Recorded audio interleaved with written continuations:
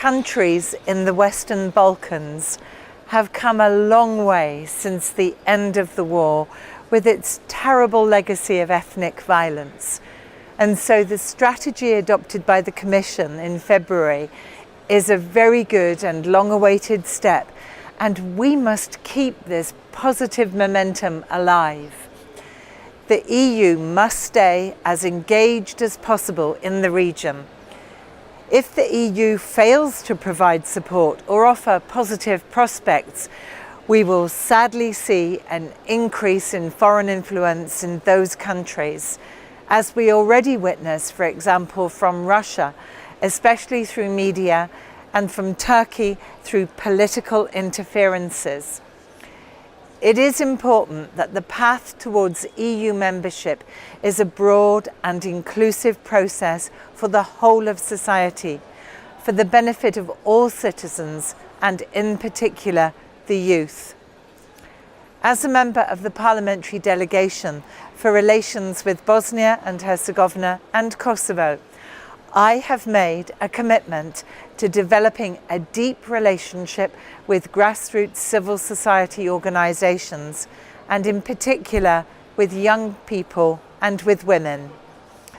I have made several visits to the countries in order to get to know and build long-lasting, trusting relationships with young people who I believe hold the future of this country in their hands. Peace processes are often led by the same people who led the war, and sometimes with the same purposes in mind.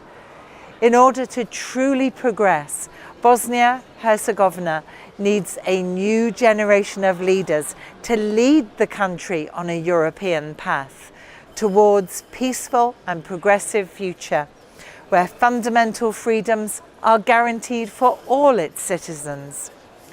A young generation in Bosnia-Herzegovina and Kosovo and in all the Western Balkans have grown up with a European vision, and they must not be let down.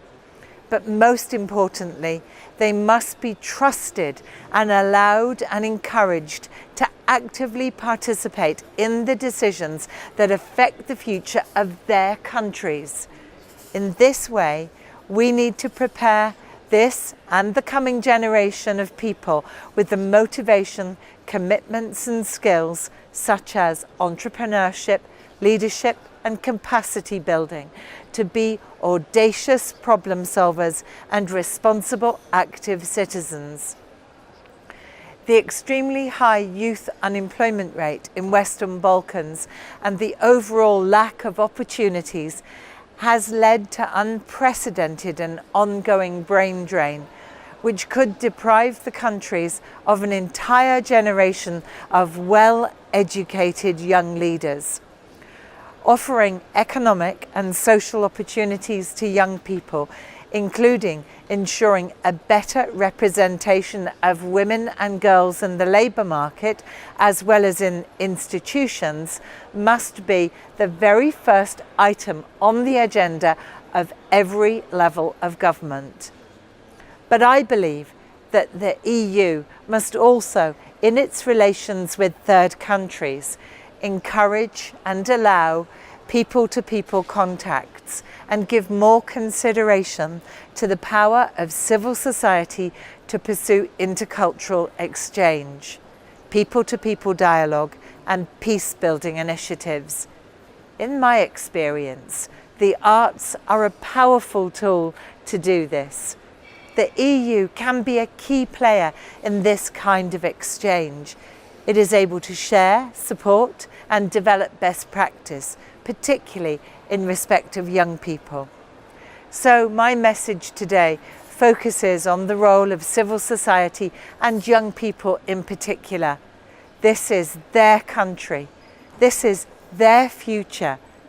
The EU, I hope, is their future too. And we will support them on this path, but we can't do it for them. It's time to get involved.